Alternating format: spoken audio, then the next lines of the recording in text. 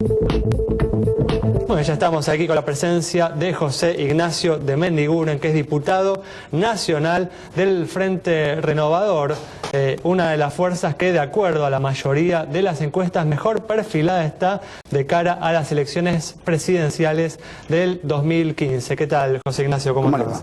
Muy bien.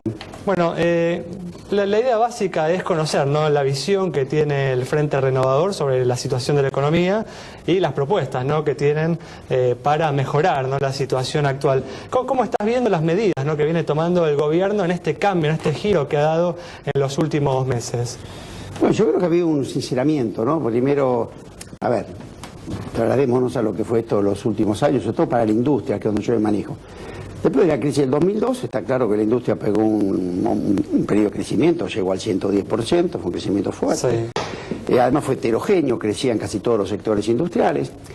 Y esto ha tenido, yo podría decir, 3 o 4 motores que eran claramente lo que identificaban eso.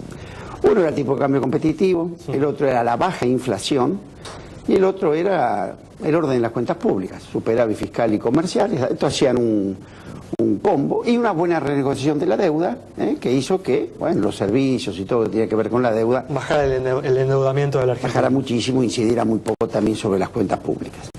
Creo que a partir de 2007, 2008 empieza a aparecer la inflación, se empieza a negar, entonces lo peor que hay cuando hay un problema y uno lo niega, porque si hay y lo ataca, era fácil de atacar.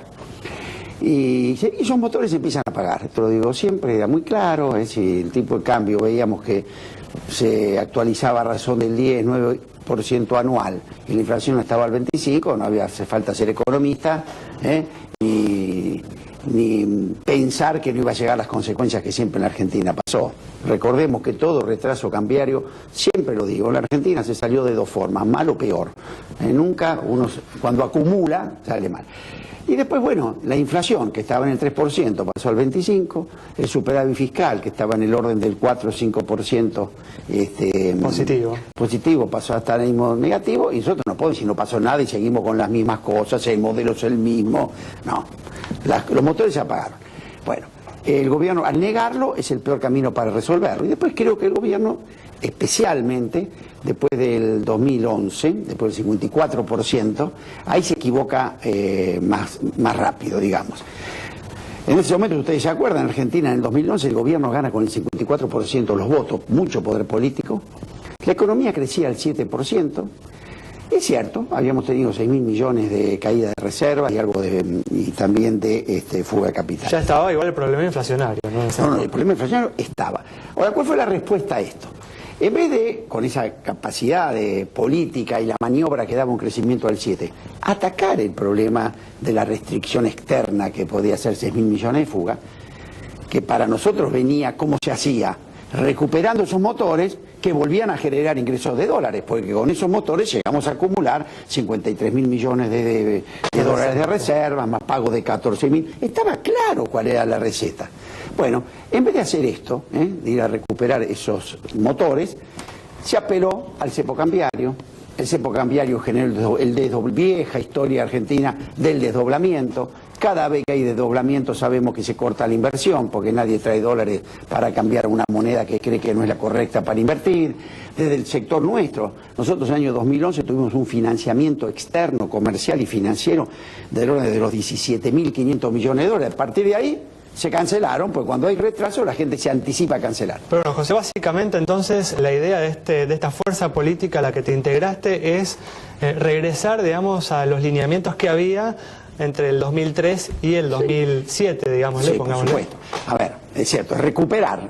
Bueno, hay que hacer lo que este gobierno tuvo como motor de crecimiento, pero con un paso más adelante.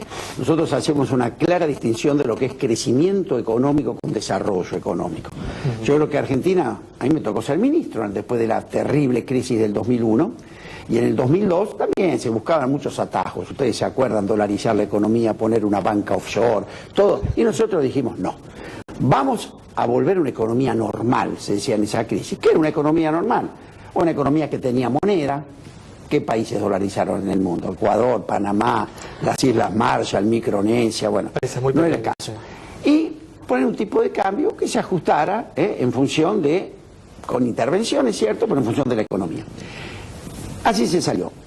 Ahora, ¿qué viene después? Viene lo que llaman los precios de nuestros commodities, fueron muy favorables, los más favorables de los últimos años, y eso permitió un crecimiento.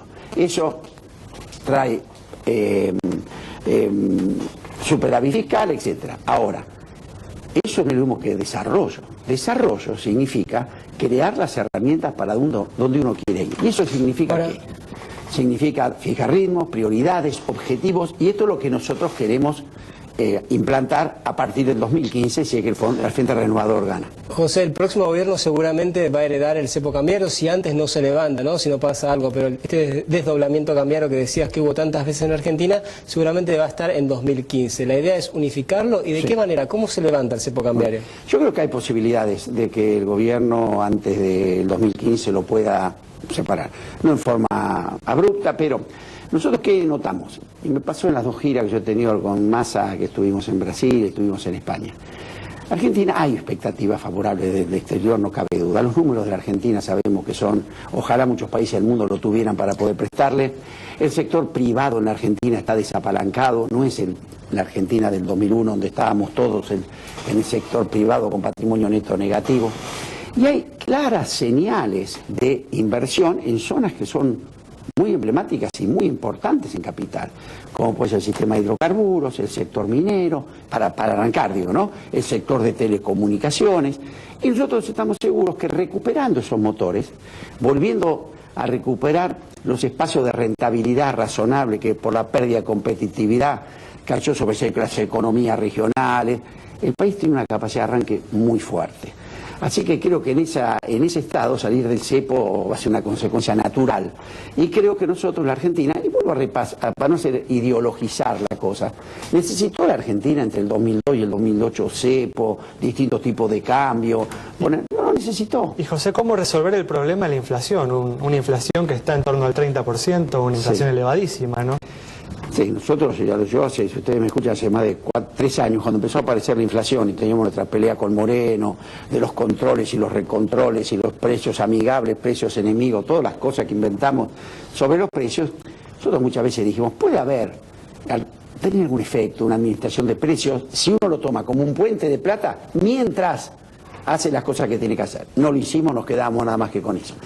¿Qué pensamos nosotros? Que lo que es clave es atacar la inflación de una forma frontal, explícita, a través de un plan, algunos llaman metas de inflación, pónganle el nombre que quieran, porque si no todo es que se ideologiza, pero que tenga claro, queremos nosotros en el acuerdo social, siempre lo planteamos, donde tanto trabajadores, nosotros en una mesa estemos convencidos que vamos a una inflación convergiendo a la baja, no con un shock, pero yo para eso decía, no hay que enfriar la economía, lo que había que hacer, decía hace 2 años, era calentar la inversión.